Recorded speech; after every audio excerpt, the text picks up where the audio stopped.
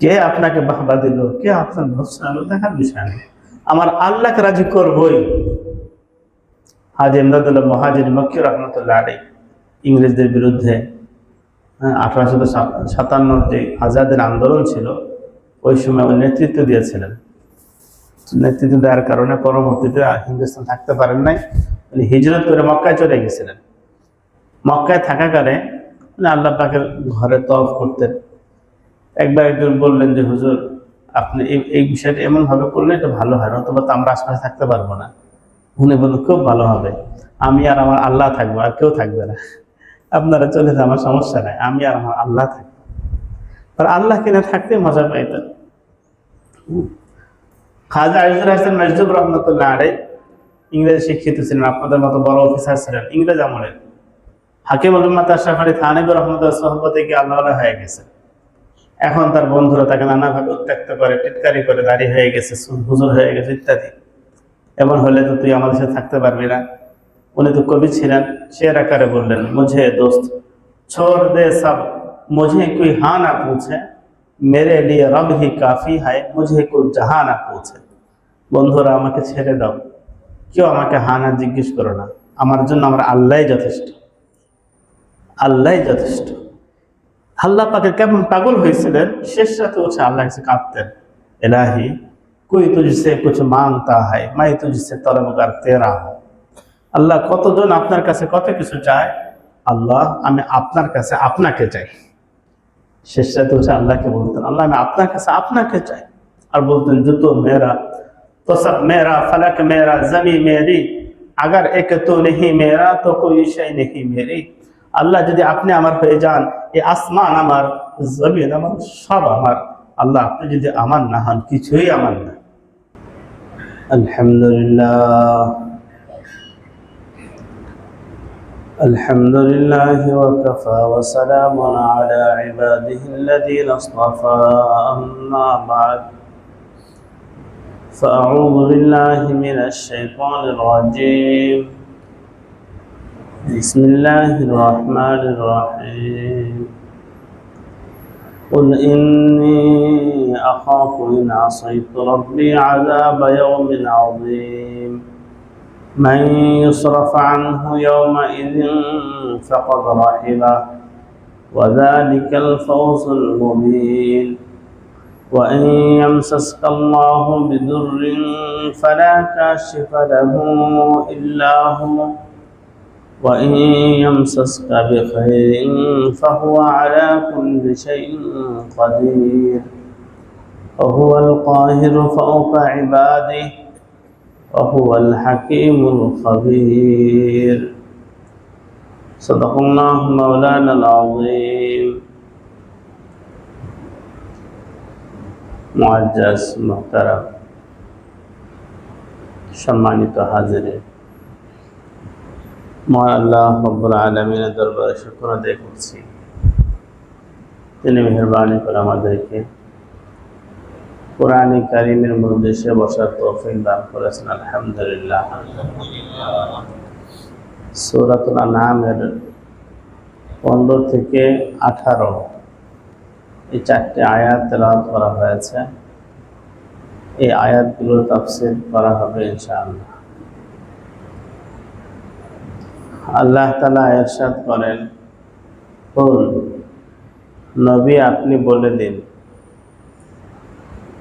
ইন্নী আখাফু in আসাইতু রাব্বি আযাব ইয়াউমিন আযীম, যদি আমি আমার রবের অবাধ্য হই, তাহলে এক মহা দিবসের আযাবকে, শাস্তিকে আমি ভয় করি। আমি মহা দিবসের শাস্তিকে ভয় পাচ্ছি, ভয় করি, যদি আমি আমার রবের নাফরমানি করি। মান ইউসরাফ আনহু ইয়াওমাইযিন ফাকাদ রাহিমা, যাকে ওই জাহান্নাম থেকে, আযাব থেকে দূরে রাখা হলো, সরিয়ে রাখা হলো, অবশ্যই আল্লাহ তাআলা তার উপরে দয়া করলেন। ওয়া যালিকাল ফাওজুল মুবিন, আর এটাই হলো বিরাট সাফল্য, প্রকাশ্য সাফল্য। ওয়াইন ইয়ামসাসকাল্লাহু বিদুররিন ফালা কাশিফা লাহু ইল্লা হু।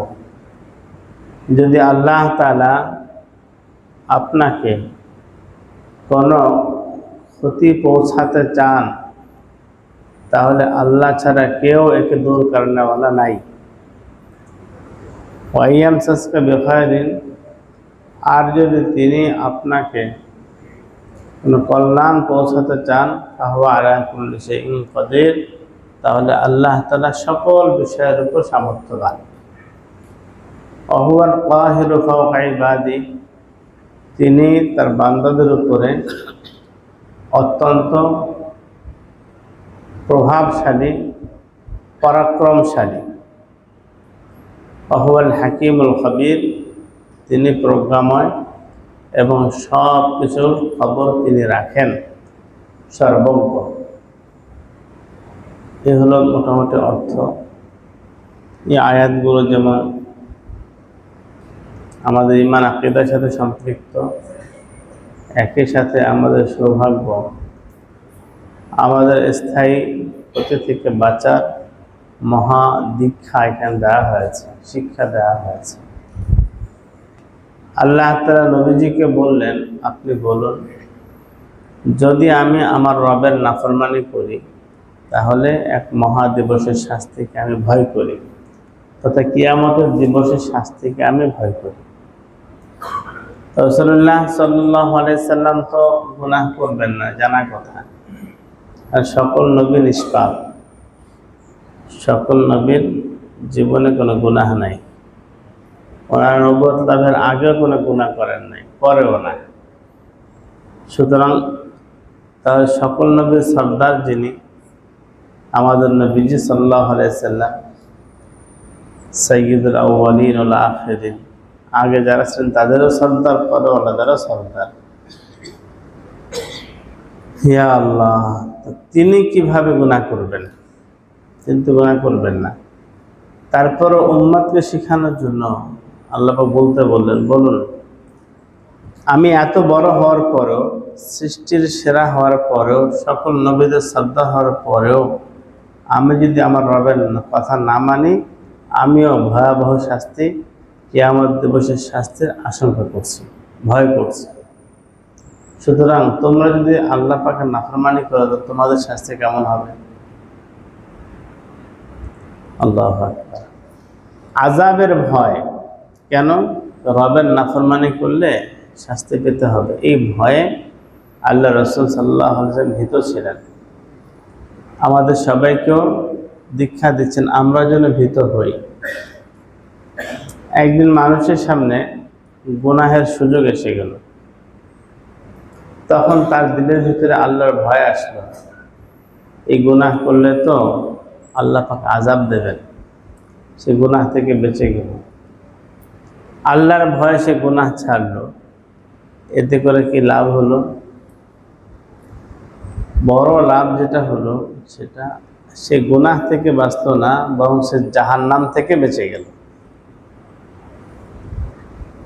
গুনাহটা তো জাহান্নামের আগুন ছিল। দেখতে মনে হচ্ছে সুন্দরী মহিলা, সে তো আসলে জাহান্নামের আগুন। তাকালেই জাহান্নামের আগুন তৈরি হয়ে যেত। ঘুষ, সুদ দেখতে মনে হয় ভালো, টাকা কামাতে পারলাম, বাড়ি করতে পারবো, গাড়ি করতে পারবো। এখন যদি বলা হয় তোমাকে আগুন দিয়ে গাড়ি বানায় দেওয়া হবে আর আগুনের বাড়ি বানায় দেওয়া হবে, আমরা কেউ থাকবো? যদি আশঙ্কা হয় গাড়িতে আগুন লাগবে, সে গাড়ির কাছে যাব না, দূরে থাকবো। যে বাড়িতে আগুন লাগবে জানা থাকলে, যেখানে বিদ্যুতের সমস্যা হচ্ছে, যে কোনো মুহূর্তে আগুন লেগে যাবে, কেউ কাছে যাব না। তাহলে সুদের টাকার গাড়ি, সুদের টাকার বাড়ি, ঘুষের টাকার গাড়ি, ঘুষের টাকার বাড়ি বলতে আগুন। এতিমের মাল বক্ষণ করা, এটা আগুন। ঠিক হারাম বক্ষণ করাও আগুন। কোরআনে কারিম আল্লাহ তাআলা বলেন, যারা এতিমের মাল খায় এরা পেটের ভিতরে আগুন ভরতেছে।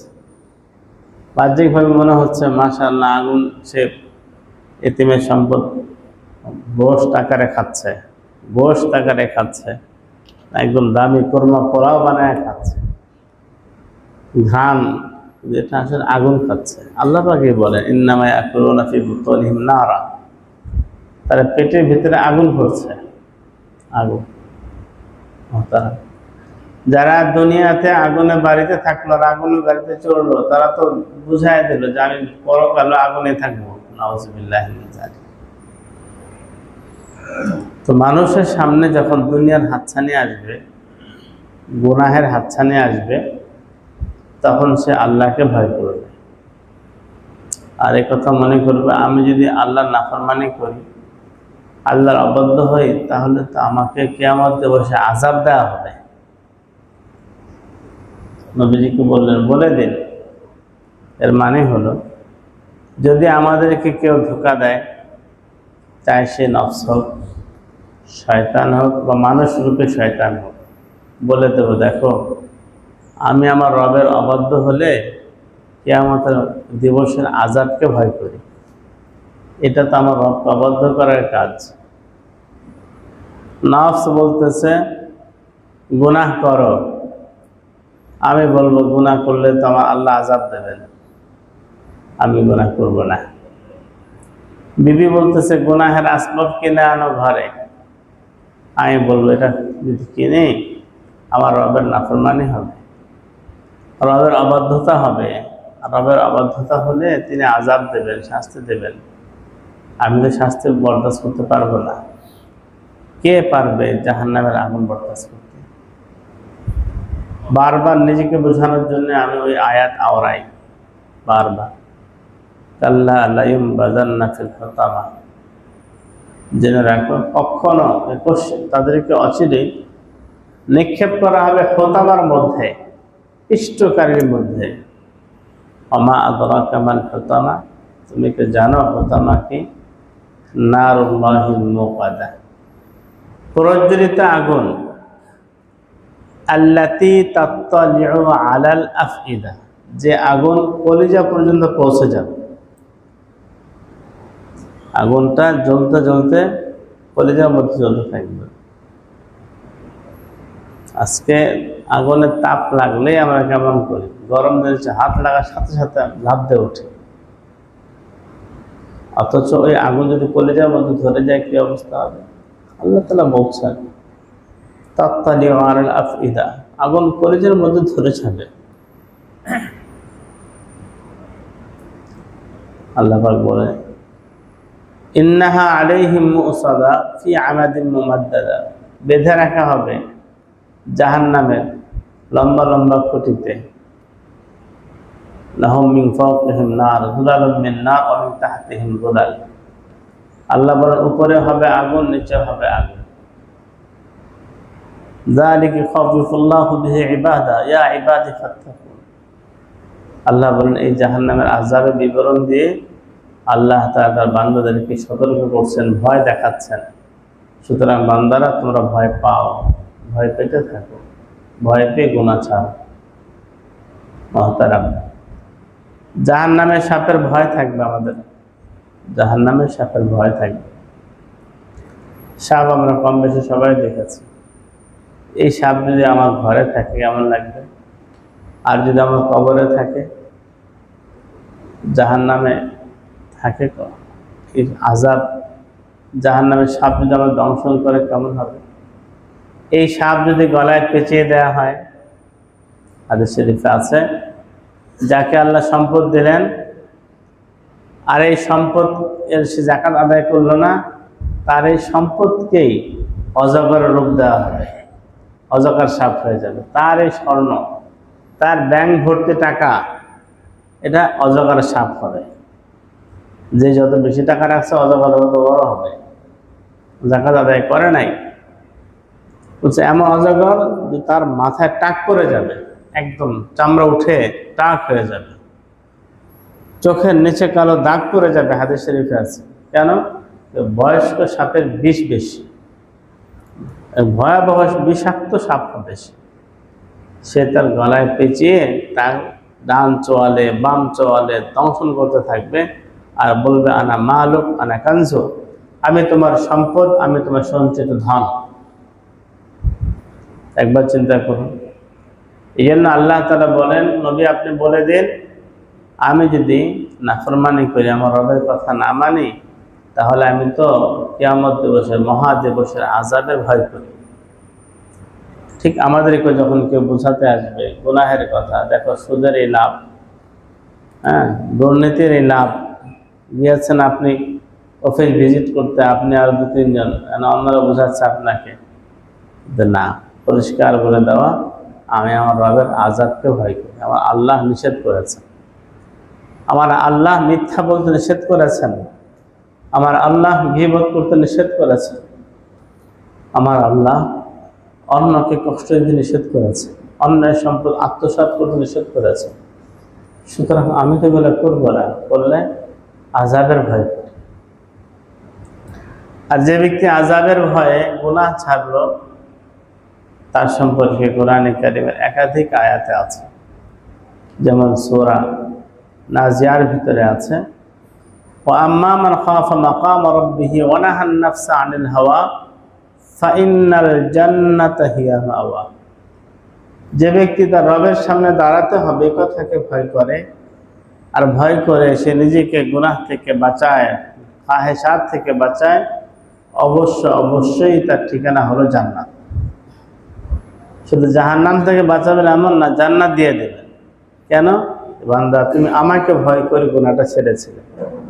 তোমার সামনে সুযোগ ছিল মোবাইলের মধ্যে বেগানা মহিলাদেরকে দেখার, তোমার সুযোগ ছিল কলমের খোঁচায় লাখ লাখ টাকা উপার্জন করার, তুমি আমাকে ভয় করেছ। আমাকে ভয় করে তুমি বেগানা মহিলাকেও দেখো নাই, তুমি আমাকে ভয় করে দুর্নীতিও করো নাই। সুতরাং যাও, আজকে তোমার পুরস্কার হলো জান্নাত। জান্নাত দিয়ে দেবেন আল্লাহ তাআলা, জান্নাতের হোর দেবেন, সব গিলমান দেবেন, সব দেবেন। কেন? যেহেতু সে নিজেকে নিয়ন্ত্রণ করেছে, এতে কষ্ট হয়েছে। মানুষ যখন গুনাহ থেকে বাঁচতে পারলো, তখন সে বিজয়ী হলো।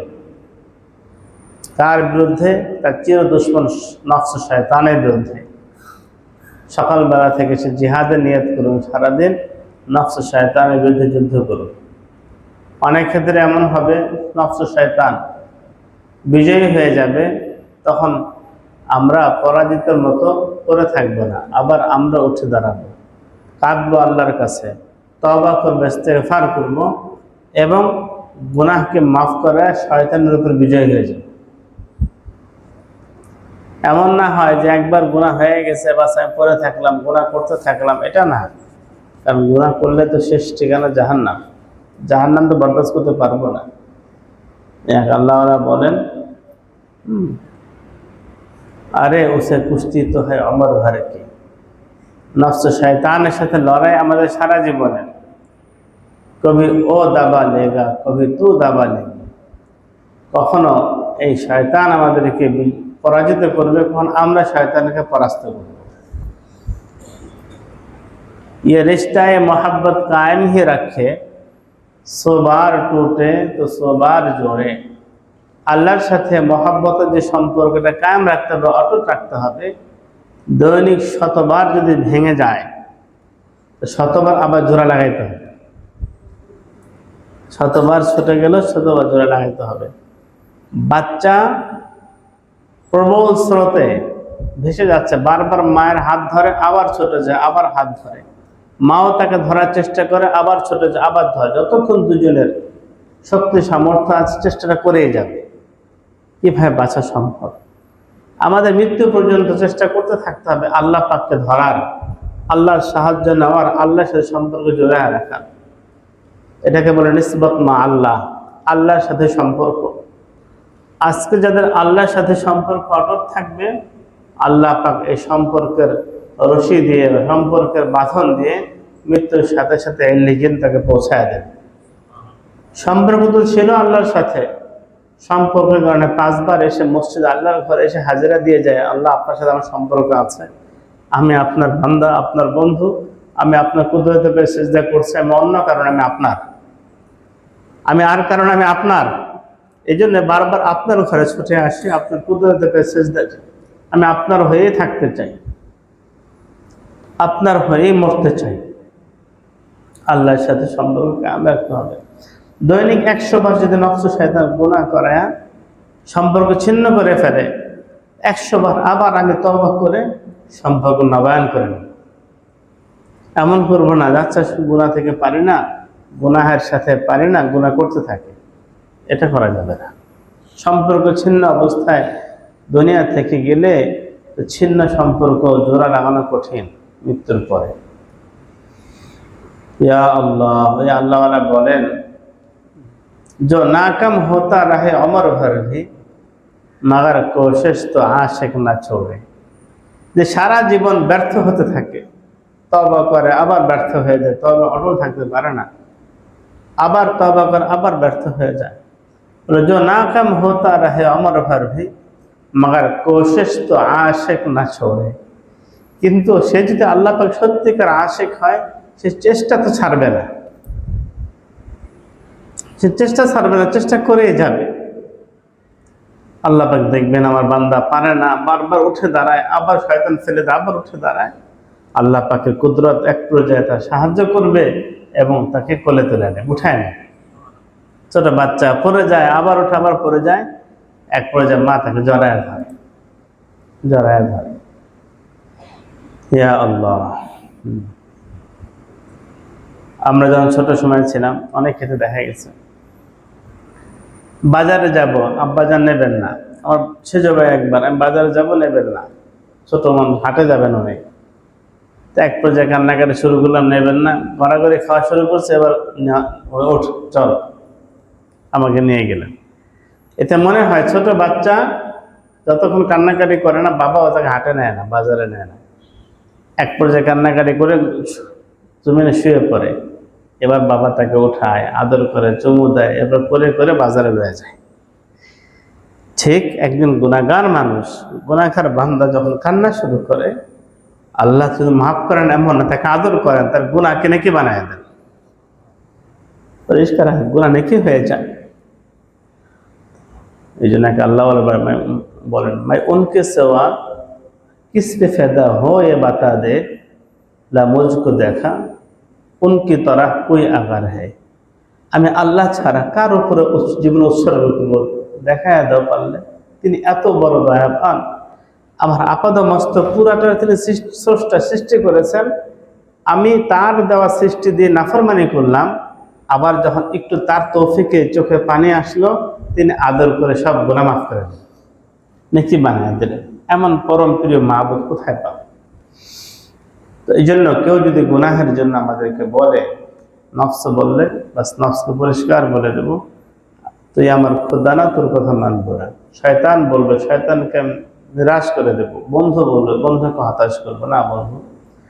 এমনকি আপনার বন্ধু আপনার সামনে গীবত শুরু করলো, তাকেও থামিয়ে দেওয়া। দেখো, গীবত করলে মরা ভাইয়ের গোশত খাওয়া হয়, আমার আল্লাহর নাফরমানি হয়, গীবত করা যাবে না, গীবত শুনবো না। বন্ধু নারাজ হলো, আল্লাহ খুশি হলো, যে পরম প্রিয় বন্ধু। আর বন্ধু সবক পেয়ে গেল যে না, এখানে গীবত করা যাবে না। আল্লাহ তাআলা বলেন, কুল, নবী বলে দিন, ইন্নী আখাফু, আমি ভয় পাই, ইন আসাইতু রব্বি, যদি আমার রবের কথা না মানি, রবের নাফরমানি করি, আযাব ইয়াউমিন আযীম, এক মহা দিবসের তথা কিয়ামত দিবসের আযাবকে ভয় করি।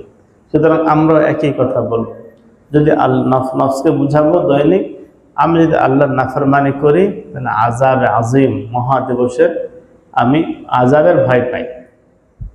হযরত ইউসুফ আলাইহিস সালাতু ওয়াস সালাম, তাকে যখন ডাকা হলো গুনাহের দিকে, জুলাইখা ডাকলো, উনি তো সাড়া দিলেন না। 4 দেয়ালের ভিতরে একদম 7টা দরজা বন্ধ করে ভিতরে নিয়ে যখন বললো, হাই তারাক, আসো, তিনি বাস আল্লাহর ভয়ে ভাগলেন। আল্লাহ পাকের রহমত শামিল হাল হলো, দরজা খুলে গেল, তিনি বাস গুনাহ থেকে বেঁচে গেলেন। জুলাইখার সখীরা, ঘটনা দীর্ঘ, এক পর্যায়ে বলল যে আমরাও বুঝাবো। আর জুলাইখা শক্তি পেল, বলছে সে যদি আমার মনোবাঞ্ছা পুরা না করে, আমি তাকে মর্মন্তুদ শাস্তি দেব বা জেলখানায় ভরব। ইউসুফ আলাইহিস সালামের কানে কথা গেল, তিনি এবার এই কথা মনে করলেন না, হায় যদি গুনাহ না করি আমার জেলখানায় যেতে হবে, তার গুনাহ করেই নেই না। আল্লাহর কাছে উল্টো দোয়া করলেন, রাব্বিস সিজনু আহাব্বু ইলাইয়া মিম্মা ইয়াদউনানি ইলাইহি ওয়া ইল্লা তাসরিফ আননি ওয়া ইল্লাম তাসরিফ আননি কাইদাহুন্না আসবু ইলাইহিন্না ওয়া আকুম মিনাল জাহিলিন। আল্লাহ, তারা যে গুনাহের দিকে আহ্বান করে এর চাইতে জেলখানা আমার কাছে বেশি প্রিয়। আমি জেলখানা যাইতে রাজি, গুনাহ করতে রাজি না। জেলখানা যেতে রাজি, গুনাহ করতে রাজি না। আল্লাহ, আপনি যদি আমার থেকে তাদের ষড়যন্ত্রকে দূর না করেন, আমি তো তাদের দিকে ঝুঁকে যাব, আমি তো ক্ষতিগ্রস্ত হয়ে যাব। আল্লাহ তাআলা দোয়া করে জেলখানায় নিয়ে গেছেন। উনিও জেলখানায় গিয়ে মন খারাপ না, কারণ জেলখানায় গেছেন, গুনাহ থেকে বাঁচছেন, ফিতনা থেকে বাঁচতে পেরেছেন। ইয়া আল্লাহ, তো আল্লাহ তাআলা আমাদের কেমন হিম্মত দান করেন। এটা সূরা নাজিয়াত থেকে বললাম, যারা আল্লাহ পাকের সামনে, তার রবের সামনে দাঁড়ানোকে ভয় করে এবং নিজেকে গুনাহ থেকে বাঁচায় রাখে, নফসকে খাহিশাত থেকে বাঁচায় রাখে, তার ঠিকানা অবশ্যই জান্নাত। সূরা রহমানে আল্লাহ তাআলা বলেন, ওয়ালিমান খাফা মাকাম রাব্বিহি জান্নাতা, যে ব্যক্তি তার রবের সামনে দাঁড়াতে হবে কথাকে ভয় করে, আল্লাহ তাআলা তাকে দুটি জান্নাত দান করবেন। দুটি জান্নাত। সূরা রহমানে এই আয়াতের পর থেকে শেষ পর্যন্ত দুই জান্নাতের বিবরণ, কত চমৎকার জান্নাত, একবার পড়ে দেখি, পড়লে দিল ভরে যায়। আমাদের প্রত্যেকের আল্লাহর সামনে দাঁড়াইতে হবে। চোখ বন্ধ করে কথা চিন্তা করি, অবশ্যই দাঁড়াইতে হবে। আল্লাহ পাক প্রত্যেককে হাজির করবেন। ওয়াজাআত কুল্লু নাফসিন মাআহা সাইকু ওয়া শাহীদ, প্রত্যেক ব্যক্তির সাথে আরো দুইজন লোক আসবে, দুই ফেরেশতা আসবে। একজন তাকে আল্লাহর কাছে নিয়ে যাবে, যদি নেককার হয় রাস্তা দেখায় নিয়ে যাবে, বদকার হলে হাঁকায় নিয়ে যাবে। ও শাহিদ, আরেকজন আসবে সাক্ষী, যে আমাদের সাথে আছে। ওয়াকাল কারিনুহু রব্বানা হাদা মা লাদাইয়া আতীদ, শাহিদ যিনি হবেন, তার সঙ্গে ছিলেন সারা জীবন, তিনি বলবেন যে আল্লাহ, এই যে সারা জীবন আমল নামা যেটা প্রস্তুত ছিল আমার কাছে পেশ করলাম।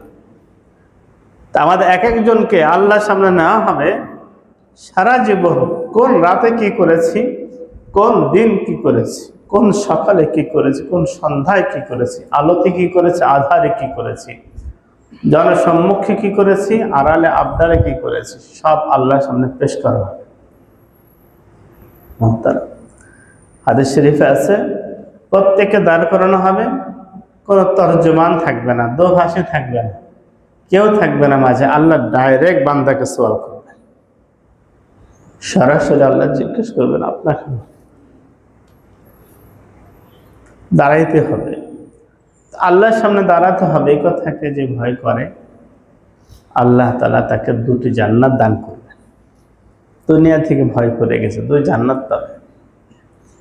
এই জন্য আল্লাহ তাআলা আমাদের সবাইকে গুনাহ থেকে বাঁচার তৌফিক দান করুন।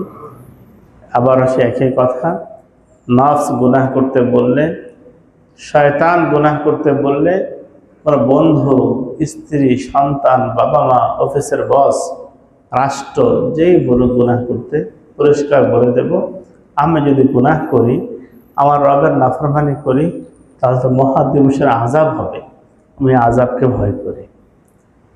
আপনি আপনার কথা না মানলে হয়তো নারাজ হবেন, হয়তো শাস্তি দেবেন, এটা সাময়িক, কিন্তু আল্লাহর শাস্তি তো ভয়াবহ। আমি আমার আল্লাহকে নারাজ করতে পারবো না। আল্লাহ প্রিয় বান্দাদের দিলের জজবা হলো, সারে জাহা খেলাফ হো परवाना चाहिए, मद्द नजर तो मर्जिए জানা না চাহিয়ে। সারা পৃথিবীর মানুষ আমার বিপরীত হয়ে যাক, আমার কোনো পরোয়া নাই, আমি তো আমার জানের জান আল্লাহকে খুশি করতে চাই, আল্লাহকে খুশি করতে চাই। হাফিজ জুজুর রহমতুল্লাহের ব্যাপারে আমাদের শায়েখ হযরত প্রফেসর হযরত রহমতুল্লাহ বারবার শুনিয়েছেন। পুরো বিস্তারিত বলবো না, সংক্ষিপ্ত কথা, যেটা কোনো একটা বিষয়ে বলা হলো যে আপনি যদি এটা করেন তাহলে তো আশপাশের লোকজন চলে যাবে, থাকবেন। হুজুরে বললেন, আমার মাওলায় যে কাজে রাজি হইব আমি করবই, আমার মাওলায় যে কাজে রাজি হইব আমি করবই। আপনার থাকেন বা যান, আমার দেখার বিষয় না। কে আপনাকে বাহবা দিল, কে আপনার ভৎসনা দেখার বিষয় না, আমার আল্লাহকে রাজি করবই। হাজী ইমদাদুল্লাহ মুহাজির মক্কি রহমতুল্লাহ আলাইহি ইংরেজদের বিরুদ্ধে 1857 যে আজাদের আন্দোলন ছিল ওই সময় উনি নেতৃত্ব দিয়েছিলেন। নেতৃত্ব দেওয়ার কারণে পরবর্তীতে আর হিন্দুস্তান থাকতে পারেন নাই, উনি হিজরত করে মক্কায় চলে গেছিলেন। মক্কায় থাকাকালে উনি আল্লাহ পাকের ঘরে তওয়াফ করতেন। একবার একজন বললেন যে হুজুর আপনি এই বিষয়টা এমনভাবে করলে এটা ভালো হয়, নতুবা তো আমরা আশপাশে থাকতে পারবো না। উনি বললেন খুব ভালো হবে, আমি আর আমার আল্লাহ থাকবো, আর কেউ থাকবে না, আপনারা চলে যান, আমার সমস্যা নাই, আমি আর আমার আল্লাহ থাকবো। আর আল্লাহ কিনে থাকতে মজা পাইতেন। খাজা আজিজুল হাসান মজদুব রহমতুল্লাহ আলাইহি ইংরেজি শিক্ষিত ছিলেন, আপনাদের মতো বড় অফিসার ছিলেন ইংরেজ আমলের। হাকিমুল উম্মাত আশরাফ আলী থানভী রহমতুল্লাহ সোহবতে গিয়ে আল্লাহওয়ালা হয়ে গেছে। এখন তার বন্ধুরা তাকে নানাভাবে উত্ত্যক্ত করে, টিটকারি করে, দাঁড়িয়ে হয়ে গেছে, হুজুর হয়ে গেছে ইত্যাদি। এমন হলে তো তুই আমাদের সাথে থাকতে পারবি না। উনি তো কবি ছিলেন, শের আকারে বললেন, মুঝে দোস্ত ছোড় দে সব, মুঝে কোই হ্যাঁ না পুছে, মেরে লিয়ে রব হি কাফি হয়, মুঝে কুল জাহা না পুছে। বন্ধুরা আমাকে ছেড়ে দাও, কেউ আমাকে হ্যাঁ না জিজ্ঞেস করো না, আমার জন্য আমার আল্লাহই যথেষ্ট, আল্লাহই যথেষ্ট। আল্লাহ পাকে কেমন পাগল হয়েছিলেন, শেষ রাতে উঠে আল্লাহ কাছে কাঁদতেন, ইলাহি কোই তুঝসে কুছ মাংতা হয়, মাই তুঝসে তলবগার তেরা হো। আল্লাহ কতজন আপনার কাছে কত কিছু চায়, আল্লাহ আমি আপনার কাছে আপনাকে চাই। শেষ রাতে উঠে আল্লাহকে বলতেন, আল্লাহ আমি আপনার কাছে আপনাকে চাই। আর বলতেন জুতো মেরা তো সব মেরা, ফলক মেরা, জমি মেরি, আগার এক তো নেহি মেরা তো কোই শাই নেহি মেরি। আল্লাহ যদি আপনি আমার হয়ে যান, এই আসমান আমার, জমিন আমার, সব আমার। আল্লাহ আপনি যদি আমার না হন, কিছুই আমার না, কিছুই আমার না। যে কথাটা আমাদের শামসুল ফরিদুর রহমতুল্লাহ বলেছেন, তুমি দুনিয়াতে সব কিছু পেয়েছ, আল্লাহকে পাও নাই, তুমি কিছুই পাও নাই। সব পেয়েছে, আল্লাহকে পাইনি, কিছুই পাইনি। আল্লাহ তাআলা আমাদের সবাইকে গুনাহ থেকে বাঁচার তৌফিক দান করুন। এরপর আয়াত আল্লাহ তাআলা বলেন, মাই ইউসরাফ আনহু ইয়াওমাইযিন ফাকাদ রাহিমাহ। সেদিন যাকে জাহান্নামের আযাব থেকে বাঁচায় রাখা হলো, অবশ্যই আল্লাহ তাআলা তার উপর দয়া করবেন। কিয়ামতের ভয়াবহ আযাব এত ভয়াবহ হবে, আল্লাহ নিজে বললেন যে আযাব থেকে তাকে বাঁচায় রাখা হলো, তার উপর অবশ্যই দয়া করা হলো। ওয়াযালিকাল ফাওজুল মুবিন। আর এটাই হলো প্রকাশ্য সাফল্য, বিরাট সাফল্য। দুনিয়ার মানুষ সাফল্যের পেছনে ছুটছে, একটা বা একটা সাফল্য অর্জন, পদোন্নতি, টাকা পয়সা, ঘর বাড়ি, দোকানপাট, কত কিছু। আল্লাহ বলেন এই জাহান্নাম থেকে বেঁচে যেতে পারলেই হবে বিরাট সাফল্য। সূরা আলে ইমরানে আছে, আল্লাহ তাআলা বলেন, কুল্লু নাফসিন যায়িকাতুল মাউত ওয়া ইন্নামা তুওয়াফাউনা উজুরাকুম ইয়াওমাল কিয়ামাহ ফামান যুহজিহা আনিন নার ওয়া উদখিলাল জান্নাতা ফাকাদ ফাজ। প্রত্যেক ব্যক্তি মৃত্যুর সাথে আস্বাদন করবে, প্রত্যেক ব্যক্তি মৃত্যুর সাথে আস্বাদন করবে। এখানে থেমে গেলে তো একটা কথা হতো। এরপর বললেন না, ওয়া ইন্নামা তুওয়াফাউনা উজুরাকুম ইয়াওমাল কিয়ামাহ, তোমাদের প্রত্যেককে তোমাদের বিনিময় পরিপূর্ণ বুঝিয়ে দেওয়া হবে। পরিপূর্ণ বিনিময় মানে দুনিয়াতে আমি চোখে যা দেখেছি এর বিনিময় দেওয়া হবে, কানে যা শুনেছে এর বিনিময় দেওয়া হবে, মুখে যা বলেছে এর বিনিময় দেওয়া হবে, অঙ্গ প্রত্যঙ্গ দিয়ে যা করেছে বিনিময় দেওয়া হবে। প্রত্যেকটারই কামাই হয়তো জান্নাত কামাচ্ছে বা জাহান্নাম, বিনিময় দেওয়া হবে। কোনো কিছু বেকার না, আমাদের কোনো নড়াচড়া, কোনো আচরণ উচ্চারণ এটা বেকার না, প্রত্যেকটারই কিছু একটা অর্জন হচ্ছে। অর্জনটা হয়তো জান্নাত বা জাহান্নাম। আল্লাহ আমাদেরকে জান্নাত অর্জনের তৌফিক দান করেন। আল্লাহ তাআলা বলেন, ওয়া ইন্নামা তুওয়াফাউনা উজুরাকুম ইয়াওমাল কিয়ামাহ, তোমাদেরকে তোমাদের বিনিময় পরিপূর্ণ বুঝিয়ে দেওয়া হবে। ফামান যুহজিহা আনিন নার ওয়া উদখিলাল জান্নাতা ফাকাদ ফাজ। সুতরাং যে ব্যক্তিকে জাহান্নাম থেকে দূরে রাখা হলো আর জান্নাতে প্রবেশ করানো হলো, সে অবশ্যই কামিয়াব হয়ে গেল। কামিয়াবি সংজ্ঞা আল্লাহ পাক দিচ্ছেন, জাহান্নামের আযাব থেকে যে বেঁচে গেল আর জান্নাতে প্রবেশ করে না হলে সে কামিয়াব হয়ে গেল। মহতারাম, দুনিয়ার মানুষ কত কিছুকে সাফল্যের জন্য একটা মাপকাঠি নির্ধারণ করে, কত কিছুকে। আমাদের প্রধান টার্গেট হওয়া দরকার আমি জাহান্নাম থেকে বেঁচে যাবো ইনশাআল্লাহ। প্রধান টার্গেট হওয়া দরকার আমি জান্নাতে চলে যাব। জাহান্নাম থেকে বাঁচা, জান্নাতে যাওয়া কি জন্য? ওলামায়ে কেরাম লিখছেন, আসলে তো হলো আল্লাহ পাকের রেজা জান্নাতে গিয়ে পাওয়া যাবে, এবং জান্নাতে গেলে আল্লাহ পাকের সাক্ষাৎ লাভ হবে। আমরা যদি আল্লাহকে ভালোবাসি, আল্লাহকে পেতে চাই, আর জান্নাতে গেলে আল্লাহকে পাওয়া যাবে। এক আল্লাহওয়ালা বলেন, ইসি আহ জারি সে মকসুদ কিয়া है লিকায়ে খুদা है রেজায়ে খুদা है। এই যে কান্নাকাটি, ওয়াজ, নসিহাত, নামাজ, রোজা, হজ, যাকাত, কেন? আল্লাহ পাকের সাক্ষাৎ লাভ করা এবং আল্লাহকে খুশি করা। না ইজ্জত, না দৌলত, না রাহাত। ইজ্জত, সম্মান, রাহাত, টাকা পয়সা কিছুই না। না দুনিয়া না উকবা কে সব মা সিওয়া है। দুনিয়াও চাই না, আখিরাতও চাই না, সব আল্লাহ ছাড়া গায়। এখন কথা হলো জান্নাত। ये जन्नत भी मतलब है इसी वजह से कि दारुल लिका है, मकाम रिजा है। জান্নাত আমি এই জন্যই চাই, জান্নাতে গেলে আল্লাহর সাক্ষাৎ লাভ হবে। জান্নাতে গেলে আল্লাহর সন্তুষ্ট ভাজনের সাথে থাকা যায়। প্রধানমন্ত্রী সাক্ষাতে গেলে, বিদেশ থেকে এসেছে প্রধানমন্ত্রী সাক্ষাৎ করতে, তাকে তো বস্তিতে রাখবে না, সেরাটনে রাখবে, সোনাগাঁয়ে রাখবে, নামি দামি হোটেলে রাখবে। ঠিক জান্নাতীরা অনন্ত অসীম কালের জন্য আল্লাহর দিদারে যাবে, আল্লাহ প্রত্যেকের জন্য বিশাল বিশাল জান্নাত বরাদ্দ করে দেবেন। থাকো, খাও, আনন্দ করো, মাঝে মাঝে আমার সাক্ষাৎ করে যাও, সাক্ষাৎ করে যাও। আল্লাহ তো আমাদেরকে এই সৌভাগ্য নসিব করে। আজ আমরা সুন্নাতের সাথে থাকবো, পরকালে নবীজির সাথে থাকবো। আজ বউকে আল্লাহকে নিয়ে ঘুরবো, পরকালে আল্লাহকে পেয়ে যাবো ইনশাআল্লাহ। দুনিয়াতে আল্লাহকে পেতে হবে, পাওয়ার চেষ্টা জারি রাখতে হবে, ইনশাআল্লাহ পরকালে পেয়ে যাবো। মৃত্যুর সাথে সাথে ডাক এসে যাবে। আল্লাহ তাআলা বললেন, মাই ইউসরাফ আনহু ইয়াওমাইযিন ফাকাদ রাহিমা। সেদিন যাদেরকে আযাব থেকে বাঁচায় দেওয়া হলো, আল্লাহ অবশ্যই তাদের প্রতি দয়া করলেন। আর এটাই হলো বিরাট সাফল্য। আল্লাহ তাআলা আমাদের এই সাফল্য অর্জনের তৌফিক দান করুন। আজকে আমি গুনাহ থেকে বাঁচবো, পরকালে আযাব থেকে বাঁচবো। আজকে আমি নেক আমল করবো, পরকালে আল্লাহকে পাবো, জান্নাত পাবো পরিষ্কার। আমার আমলে জান্নাত, আমার আমলে জাহান্নাম। এখন আমি কি করব চিন্তা করব।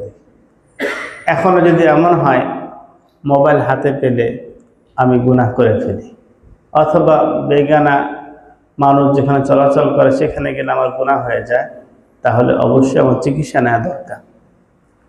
একা একা ছাড়তে না পারলে কোনো হক্কানে আলেমের পরামর্শ নেওয়া দরকার। এগুলো আত্মার রোগ, এই রোগ মানুষকে জাহান্নামে নিয়ে যায়। শারীরিক রোগের চিকিৎসার জন্য হাসপাতাল আছে, আত্মার রোগের চিকিৎসার জন্য আলেম ওলামা আছে, রুহানি রোগের ডাক্তার। দুনিয়াতে আমরা যত ডাক্তার দেখি, ওনারা কেউ মানুষের ডাক্তার না। দুনিয়াতে আমরা যত ডাক্তার দেখি মানুষের না, মানব দেহের ডাক্তার। কেউ নাকের ডাক্তার, কেউ হাড়ের ডাক্তার, এক একজন এক এক অঙ্গের ডাক্তার। ওনারা মানব দেহের ডাক্তার। মানবের ডাক্তার হলেন হক্কানি আলেম ওলামা। মানব হলাম আমার রোহ, মানুষ হলাম আমার রোহ। রোহের ডাক্তার যারা, তারা হলেন মানুষের ডাক্তার। সকল নবী মানুষের ডাক্তার ছিলেন, তো নবীর নায়েবগণ মানুষের ডাক্তার। এই জন্য যাদের মনে হচ্ছে যে আমি গুনাহ থেকে বাঁচতে পারছি না, হক্কানি আলেম ওলামা যাদের প্রতি আস্থা হয়, সবাইকে জানানো দরকার নেই। আপনার দিলের হালাত যে কাউকে বলবেন না। হ্যাঁ, যাকে যার প্রতি আপনার আস্থা হয়, ওনাকে আমার ডাক্তার হিসাবে আমি করতে পারি, তো ওই ডাক্তারের কাছে আপনি যান, পরামর্শ করেন। আর যদি মনে হয় না ওনার দ্বারা হবে না, আর বড় ডাক্তার লাগবে, তো ওনার সাথে পরামর্শ করেন, হুজুর আমি আমার দিলের হালাত বলে চিকিৎসা নিতে চাই, কার কাছে গেলে আমার ভালো হবে। পরামর্শ নিয়ে ওই ডাক্তারের কাছে নিজেকে পেশ করি, তাহলে কি হবে, ওই আল্লাহওয়ালা আমার অবস্থা বুঝবেন, কি কারণে গুনাহ হচ্ছে, তিনি চিকিৎসা দেবেন। একই সাথে উনি শেষ রাতে দোয়াও করবেন। তার চিকিৎসা অনুযায়ী আমল করবো, দোয়া, ইনশাআল্লাহ দুইটার মাধ্যমে আমার দিল সাফ হবে, আমার দিলে আল্লাহর মহব্বত আসবে, গুনাহ ছাড়া সহজ হয়ে যাবে। এটাই তরিকা। সাহাবায়ে কেরাম রাদিয়াল্লাহু আনহু কিতাব পড়ে সাহাবী হন নাই, তারা নবীজির সোহবতে গিয়ে সাহাবী হয়েছেন, নবীজির কাছে নিজের হালাত পেশ করেছেন, মুনাফিকরা পেশ করে নাই। তাবেঈনগণ কিতাব পড়ে তাবেঈ হন নাই, এবং সাহাবাদের সোহবতে গিয়ে তারা তাবেঈ হয়েছেন। যুগ আজ পর্যন্ত এই ধারায় চলে আসতেছে। প্রকৃত দিন কোন দিনদার থেকে শিখতে হয়, আল্লাহর মহব্বত কোন আহলে মহব্বত থেকে শিখতে হয়। আল্লাহ তাআলা আমাদের সবাইকে দিলের চিকিৎসারও তৌফিক দান করেন, কলবে সালিম নিয়ে, পরিচ্ছন্ন অন্তর নিয়ে, পরিষ্কার অন্তর নিয়ে আল্লাহর কাছে যাওয়ার তৌফিক দান করেন। আমাদের দেহে আল্লাহ তাআলা পরিষ্কার অন্তর, স্বচ্ছ অন্তর দিয়েছিলেন, আমানত রেখেছিলেন যখন আমরা ছোট ছিলাম, মায়ের পেটে ছিলাম। এই দিলটা আল্লাহর কাছে ফেরত দিতে হবে, ইন্তেকালের সময় স্বচ্ছ পরিচ্ছন্ন অবস্থায় ফেরত দিতে হবে। এর জন্য চোখের পানি, এর জন্য কান্নাকাটি, এর জন্য আলেমদের মাশওয়ারা, যেন আমাদের দিলটা সাফ হয়ে যায় এবং পরিষ্কার অন্তর নিয়ে আল্লাহর কাছে যেতে পারি। আল্লাহ তাআলা আমাদের সবাইকে তৌফিক দান করুন, সব গুনাহ থেকে হেফাজত করুন।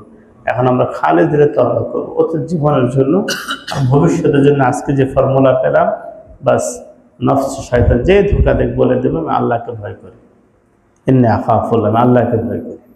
দুরূদ শরীফ পড়ি, আল্লাহুম্মা